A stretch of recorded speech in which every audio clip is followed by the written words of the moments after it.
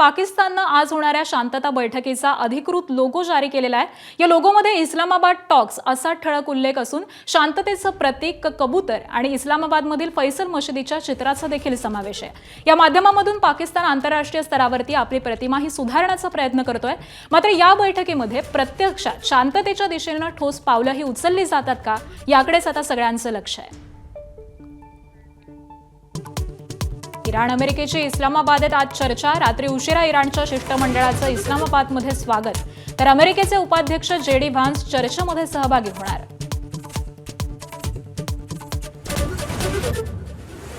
इस्लामाबादमधील चर्चेआधी राष्ट्राध्यक्ष Donald Trump यांची इराणला पुन्हा धमकी। केवळ या चर्चेसाठी इराणचं उरलं अस्तित्व, कोणत्याही परिस्थितीत होर्मुझ सुरू करावा लागणार, ट्रम्प यांचा इशारा। परराष्ट्र मंत्री एस जयशंकर 2 दिवसीय संयुक्त अरब अमिरातच्या दौऱ्यावरती उपपंतप्रधान आणि वरिष्ठ नेत्यांची घेणार भेट। होर्मुझ सामुद्रधुनी आणि ऊर्जा सुरक्षेसारख्या महत्त्वाच्या मुद्द्यांवरती चर्चेची शक्यता। अशोक खरात आणि पत्नी कल्पना खरातची 3 बँक खाती ईडीकडून सील। सूत्रांची माहिती, ईडी आणि आयकर विभागाची भीती दाखवून फसवणूक केल्याची शक्यता। मनी लॉन्ड्रिंग प्रकरणी ईडीकडून गुन्हा दाखल। अतिरिक्त मुख्य सचिव मनीषा म्हैसकरांचा महायुती सरकारवरती गंभीर आरोप। माझा विभाग चालवायला महिला नको असं सांगत मला डावललं। म्हैसकरांचं महिला अधिकाऱ्यांच्या मराठी साहित्य संमेलनात गौप्यस्फोट।